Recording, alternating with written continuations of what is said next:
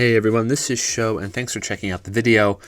Before I begin this video, I just want to quickly express my gratitude to everyone who watched and commented and liked and even subscribed off of the recent Caligula 2 video I released earlier in the week. I've just been extremely moved and motivated by some of the great comments and discussions that are going on right now, and just seeing a small number of more subscribers coming in just really motivates me. And I just wanted to start this video by thanking you for sending me your love and sending me your support. So thank you so much for that.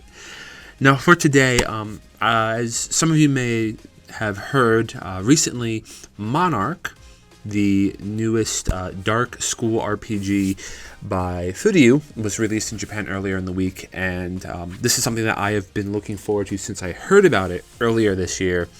And I know Nippon Ichi Software in America has been pumping out a trailer about once a month just to gain more recognition and support, and of course I picked it up, and I just wanted to provide a short video, just kind of my first initial impressions with the game, just in case if anyone out there is actually thinking about picking up off Play Asia, or maybe they're on the fence if they have a Japanese PSN account. So yeah, I just want to touch on the story briefly, as well as some of the gameplay and performance aspects. So to dive into it with the gameplay, as you can see on the screen, I just have some various shots I've taken in game, and the story is dark. Obviously, like, this is a Furyu game, and we know that Caligula 2 is dark in a weird kind of juxtaposition sort of way, but this definitely takes cues from its Shin Megami Tensei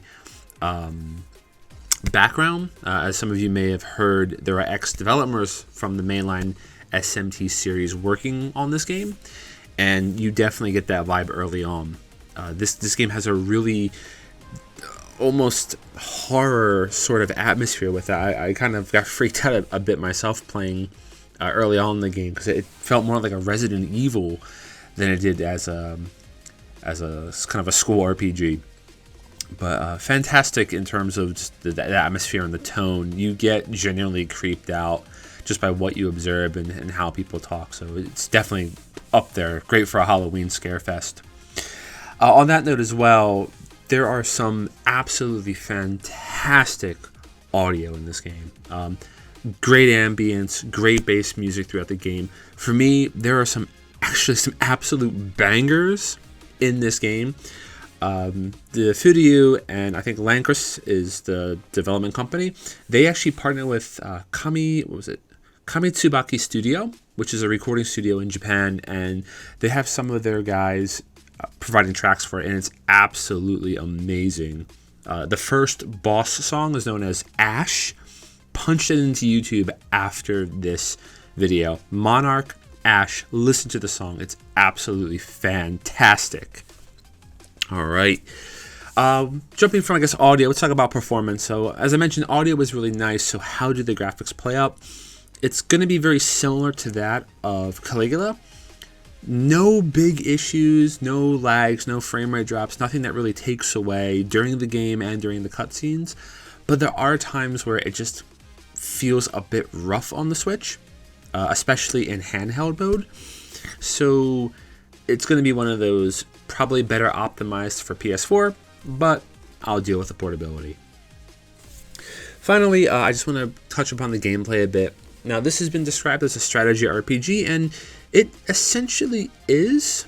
I'm going to do a full TAC review, likely closer to its release date in February. I do want to make sure that people are aware of this game, and I don't want this TAC review to kind of end up falling away when I know NIS America is really pushing for this to get some mainstream attraction in the West. But yeah, it kind of plays a lot like Trials of Cold Steel. If you've played the Trials series, Trials of the Sky, Trials of Cold Steel, or any of the new ones, it plays a lot like that.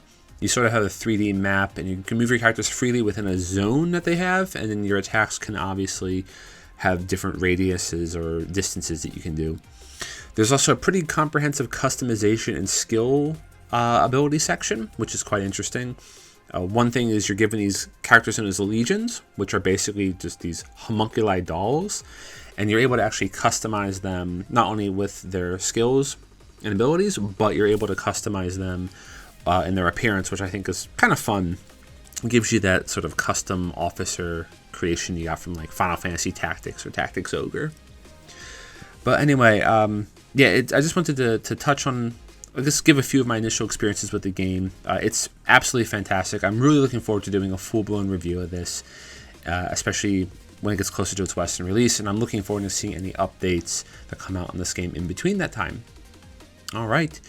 Well, as usual, thank you so much for checking out the video, and if you like to get more updates on some of the newest games coming out, please be sure to subscribe to the channel if you haven't already. Again, every little part helps a lot for us to grow, and yeah, again, for those of you who have subscribed, from the bottom of my heart, thank you so much. It really means a lot. All right, well, in that case, I hope everyone has a great day, so take care. This is Show, and I'll see you next time. Cheers!